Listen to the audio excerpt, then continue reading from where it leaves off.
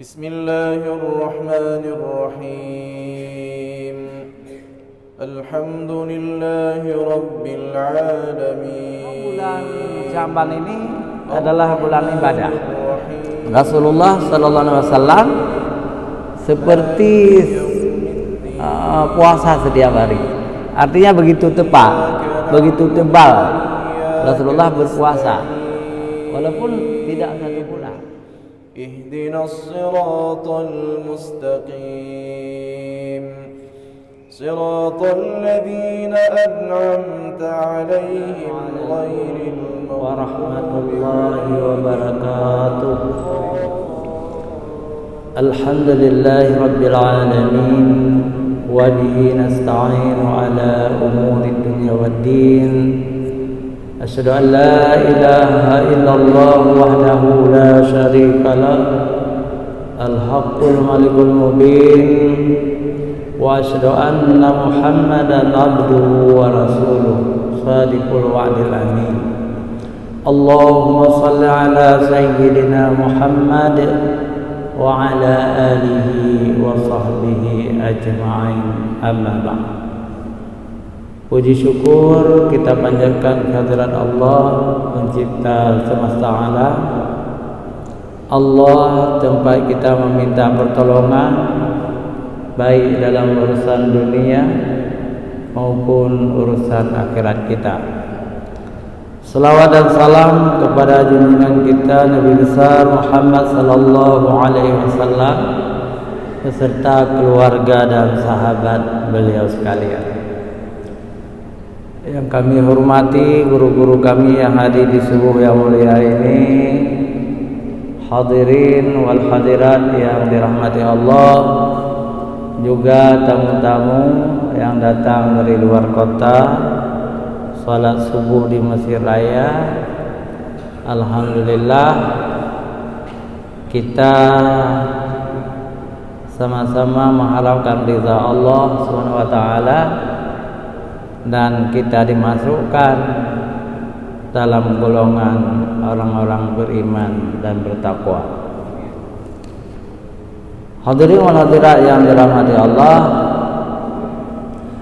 hari ini tanggal berapa? 13 Sya'ban ya. Atau malam minggu nanti, malam Ahad itu 15 Sya'ban, nisfu Sya'ban. Dalam Islam, pertengahan bulan Sya'ban, nisfu Sya'ban itu adalah bulan penting, tanggal penting. Disunatkan kita puasa 15 Sya'ban. Dan malamnya disunatkan kita berzikir sebanyak-banyaknya,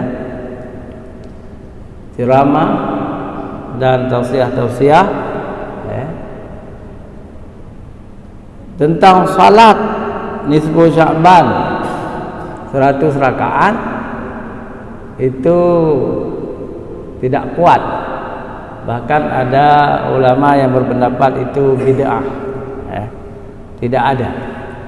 Tetapi kalau sudah jadi tradisi di kampung-kampung, itu urusan ulama lah, bukan urusan kita yang awam ini ya.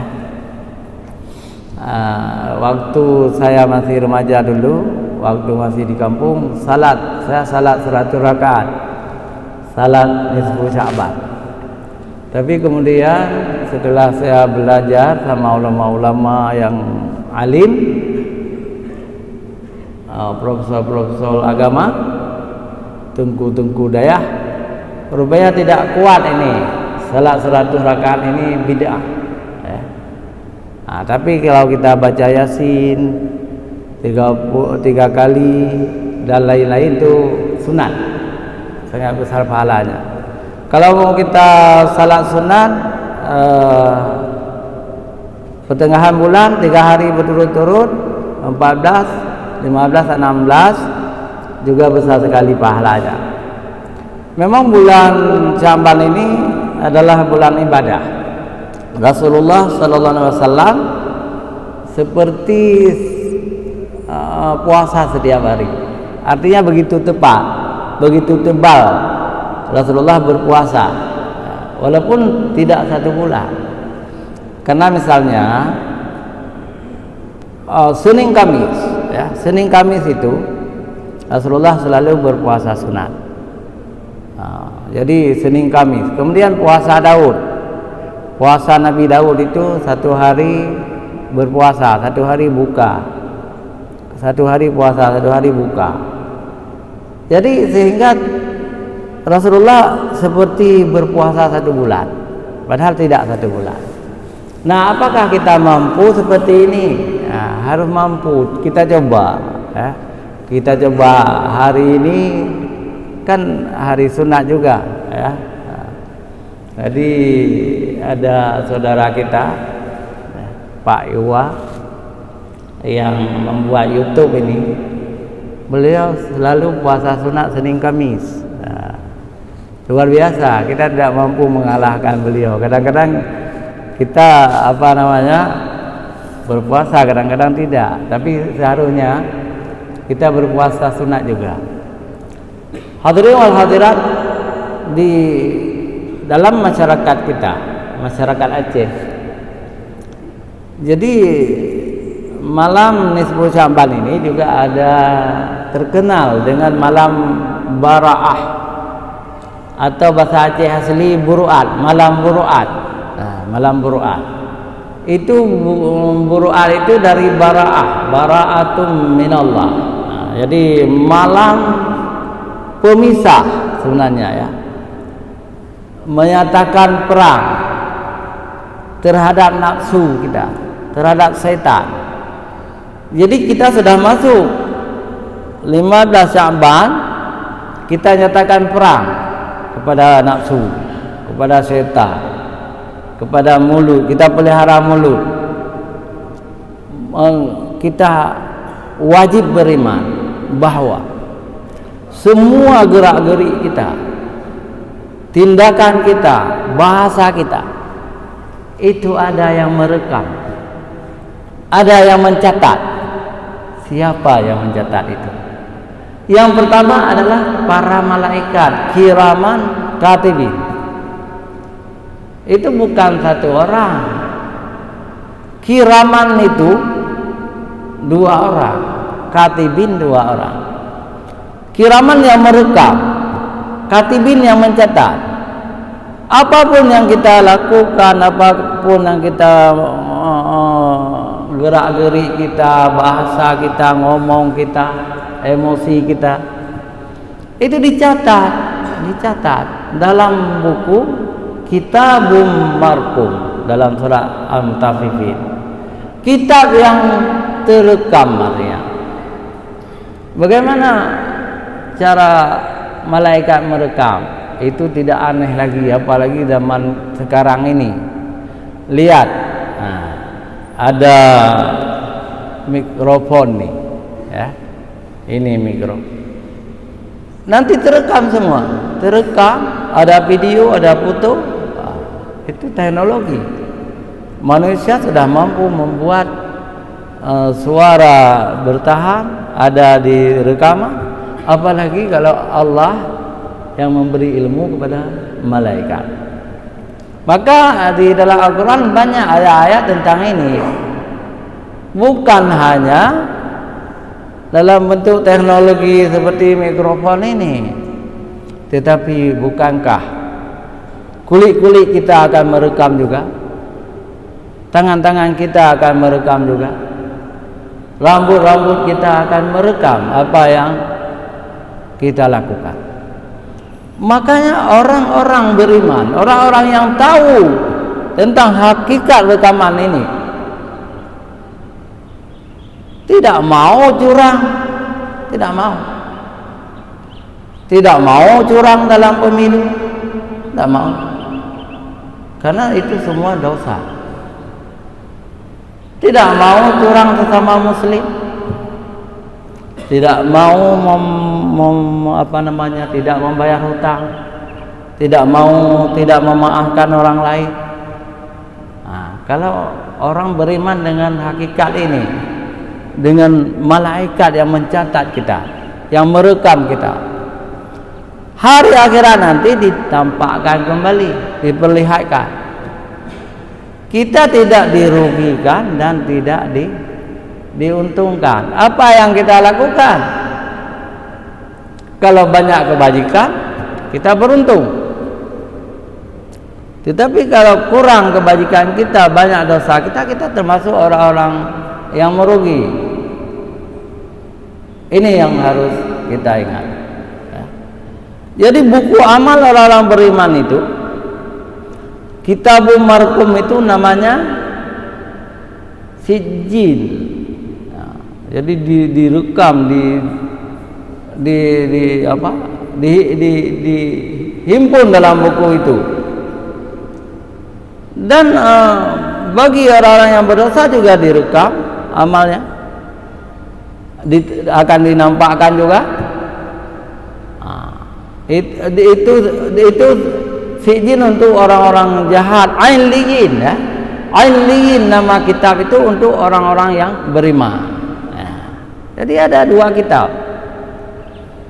Dan bagi orang-orang yang baik, ainliyin ini, dalam kitab ainliyin ini, ketika dinampakkan nanti senang, gembira kita terima buku catatan amal, dan kita terima berhadapan-hadapan, diberikan di depan kita ambil, kita buka, kita gembira.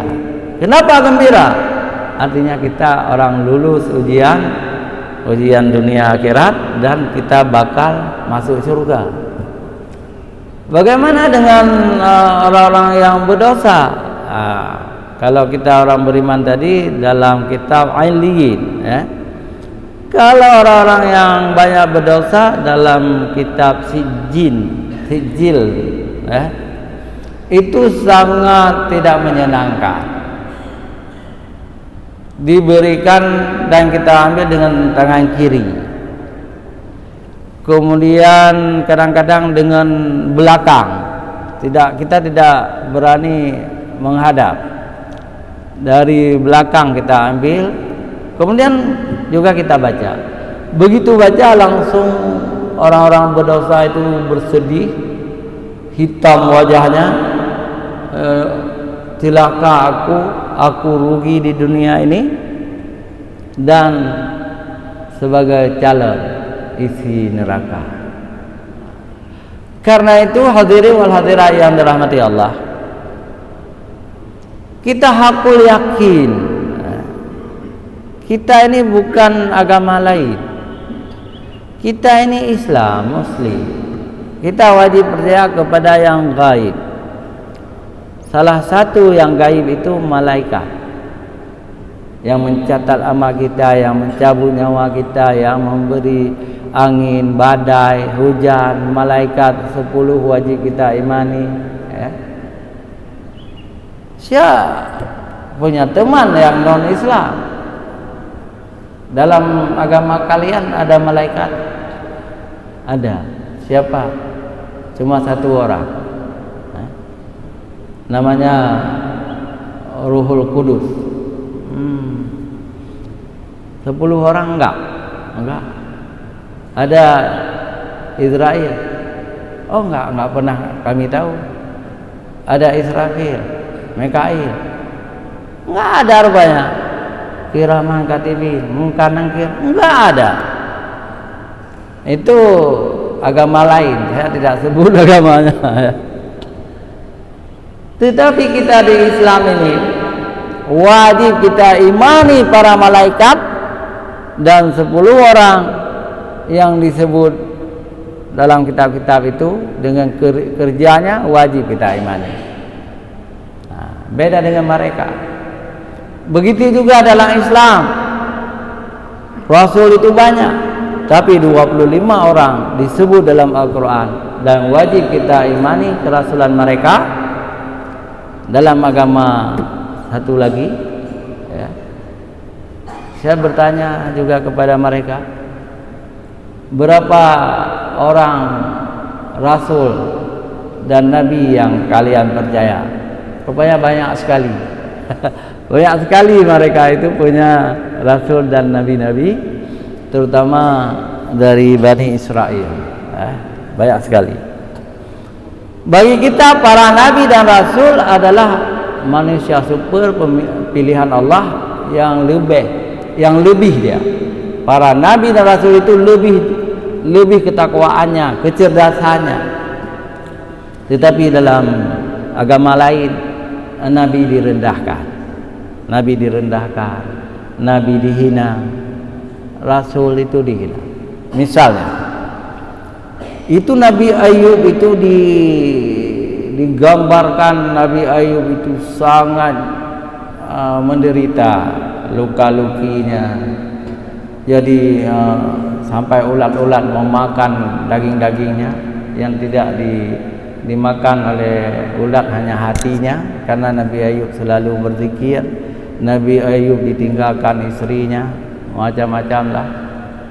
Itu sebenarnya berlebih-lebihan, bukan dari agama kita, tapi dari agama satu lagi. Kemudian dituduh Nabi Daud mengambil istri Uria. Jadi istri Uria itu cantik kali. Uria itu seorang militer, disuruh pergi ke medan tempur supaya meninggal. Uria itu supaya syahid. Itu juga bukan dari Islam, itu fitnah dari agama lain. Kemudian dituduh Nabi Syuaib berzina dengan gadisnya, dengan anaknya sampai lahir anak. Tidak mungkin, Nabi Syuaib itu tidak mungkin berzina. Itu dalam agama lain begitu, direndahkan. Apalagi kalau Nabi Muhammad mereka katakan itu bukan Nabi. Na'udzubillah min dzalik.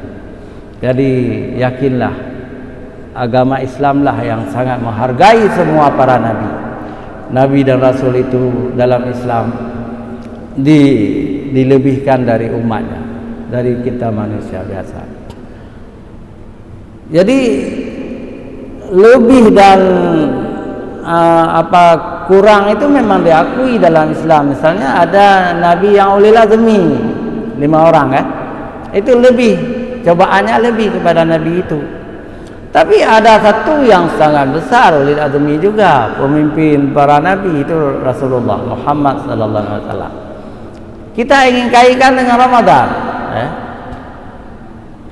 Jadi ada tanah yang disucikan oleh Allah yang sangat tinggi derajatnya, tanah Makkah, tanah Madinah, dan tanah Baitul Maqdis. Itu di segi tanah. Ada hari yang dilebihkan oleh Allah, hari Jumat.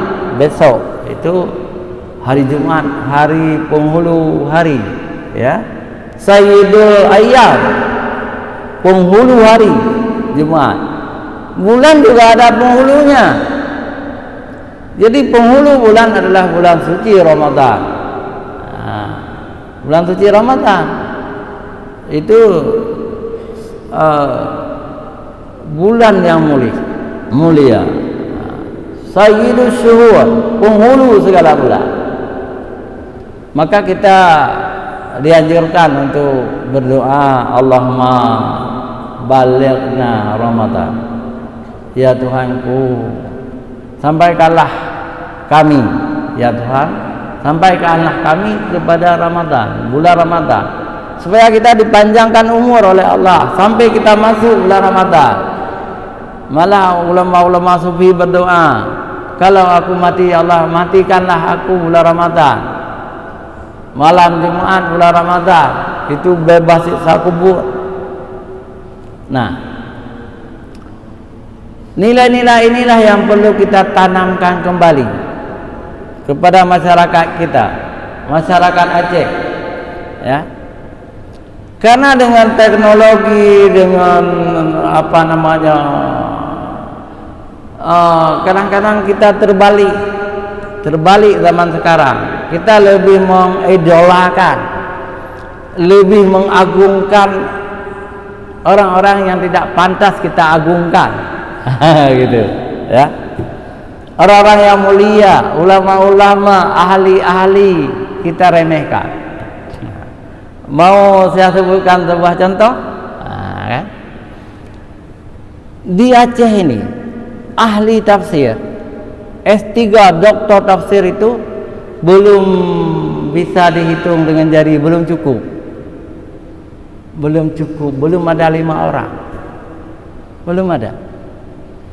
Yang teringat saya bidang tafsir ini Profesor Dr. Azman Ismail, Imam besar Masjid Raya Baitur Rahman. Yang kedua Ustaz Mufakir, Dr. Ustaz Mufakir Muhammad, penceramah kita. Itu ahli tafsir. Untuk melahirkan seorang ahli tafsir itu butuh waktu 20 tahun. S1, S2, S3, kemudian profesor lagi. Tidak mudah. Nah. Tetapi apakah masyarakat mengenalnya? Kadang-kadang kurang dikenal. Kurang. Tetapi katakanlah seorang pelawak yang lucu-lucu itu sangat populer. Nah, sangat populer. Jadi kadang-kadang kita lihat di pemilu gitu kan. Saya tidak baik menyebut nama. Kadang-kadang seorang pelawak itu suaranya lebih. Nah. Tapi Ustaz Mufakir Muhammad yang ahli tafsir enggak ada suara. Ini bukan untuk menjelek-jelekkan.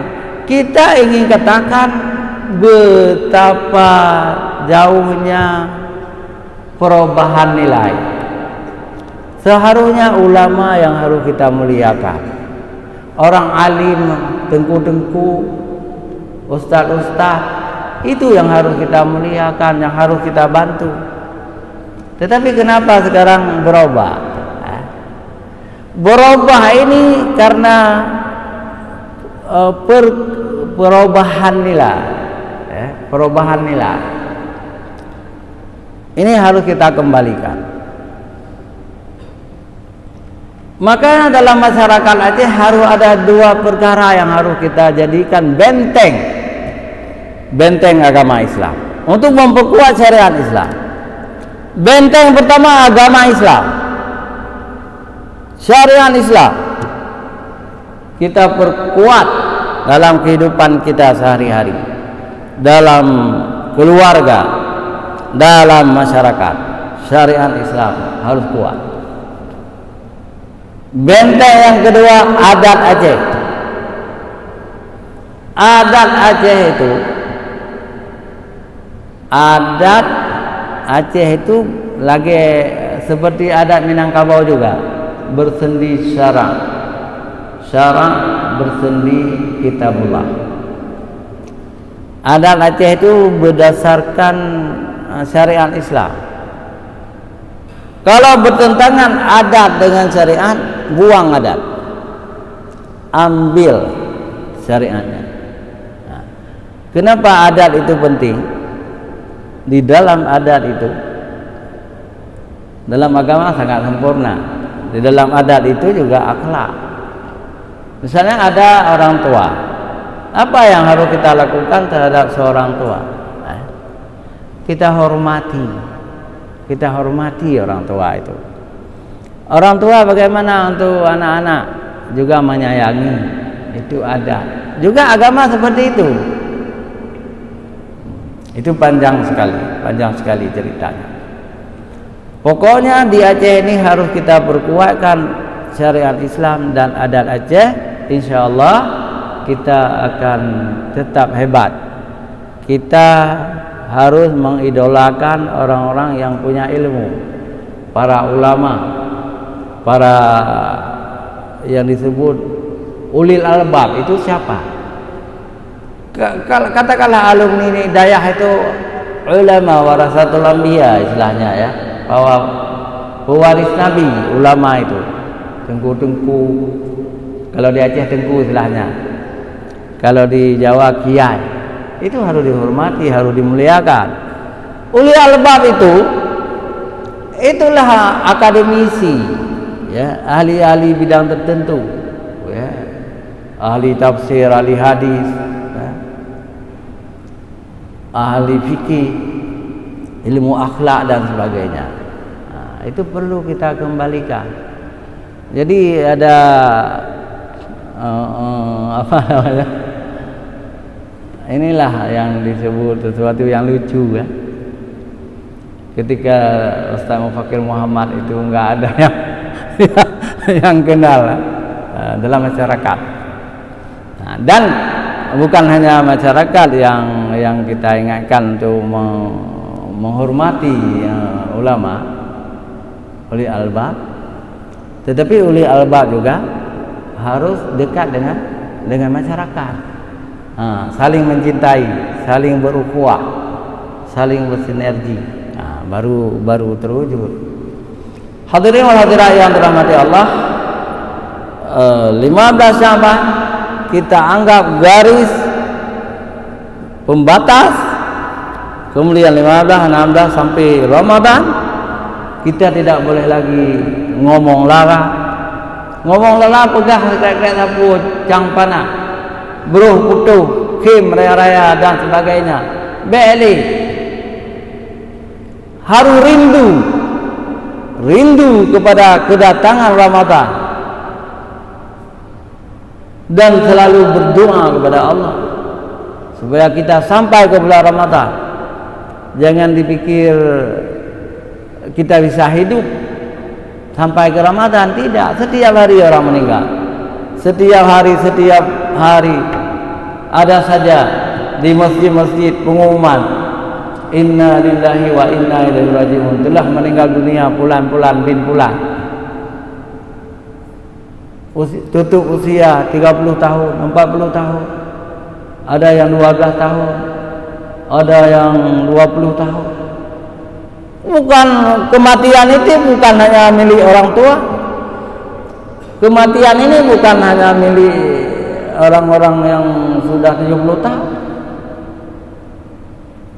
Kita pun bisa, karena ajal itu di tangan Allah. Karena itu hadirin wal hadirat yang dirahmati Allah, kita berdoa kepada Allah, kita minta supaya sampai ke bulan Ramadan, kita minta kepada Allah supaya kuat, supaya sehat walafiat, dan kita bisa mengerjakan ibadah-ibadah sunat, ibadah wajib, dan kita jadikan Ramadan ini sebagai ladang beramal untuk akhirat kita. Kita berdoa kepada Allah supaya kita bisa salat sunat, salat tarawih, dan kita berdoa kepada Allah supaya banyak rezeki untuk kita membayar zakat di bulan Ramadan, kita bersedekah di bulan Ramadan, ya. Kita berdoa kepada Allah. Insyaallah, kalaupun Allah mengambil nyawa kita, kita husnul khatimah, itu harapan kita. Kita berdoa, ya Allah, sampaikanlah kami semuanya ini ke bulan Ramadan. Amin ya rabbal alamin. Hadanallahu wa iyyakum ajma'in. Wassalamualaikum warahmatullahi wabarakatuh. A'udzu minasyaitonir rajim. Bismillahirrahmanirrahim. Alhamdulillahi rabbil alamin. Allahumma salli wa sallim ala sayyidina Muhammadin fil awwalin, wa salli wa sallim ala sayyidina Muhammadin fil akhirin, wa salli wa sallim ala sayyidina Muhammadin fil nabiyyin, wa salli wa sallim ala sayyidina Muhammadin fil mursalin, wa salli wa sallim ala sayyidina Muhammadin fil mala'il a'la ila yaumiddin. وصل وسلم على سيدنا محمد وعلى آله وصحبه أجمعين. ولقد أشرت لنعت من أوصافه تحيي القلوب تهيج الأشجان. والله قد أثنى عليه فما يساوي القول منا أو يكون ثنانا. لكن حبا في السرائر قد دعا لمديح صفوة ربنا وحدانا. وإذ امتزجنا بالمودة هاهنا نرفع أيدي فخرنا ورجانا للواحد الأحد العلي إلهنا متوسلين بمن إليه دعانا مختاره وحبيبه وصفيه زين الوجود به الإله حبانا. يا ربنا يا ربنا يا ربنا بالمصطفى اقبلنا أجب دعوانا. أنت لنا يا ذخرنا في هذه الدنيا وفي أخرانا. أصلح لنا الأحوال واغفر ذنبنا ولا تؤاخذ رب إن أخطانا. واسلك بنا في نهج طه المصطفى ثبت على قدم الحبيب خطانا. أرنا بفضل منك طلعة أحمد في بهجة عين الرضا ترعانا. واربط به في كل حال حبلنا وحبال من ودى ومن والانا. والمحسنين ومن أجاب نداءنا وذوي الحقوق وطالبا أوصانا. والحاضرين وساعيا في جمعنا ها نحن بين يديك أنت ترانا. ولقد رجوناك فحقق سؤلنا واسمع بفضلك يا سميع دعانا. وانصر بنا سنة طه في بقاع الأرض واقمع كل من عادانا. وانظر إلينا واسقنا كأس الهنا واشف وعاف عاجلا مرضانا. واقضي لنا الحاجات وأحسن ختمنا عند الممات وأصلح عقبانا. sama-sama. يا ربي واجمعنا وأحبابا لنا في دارك الفردوس يا رجوانا.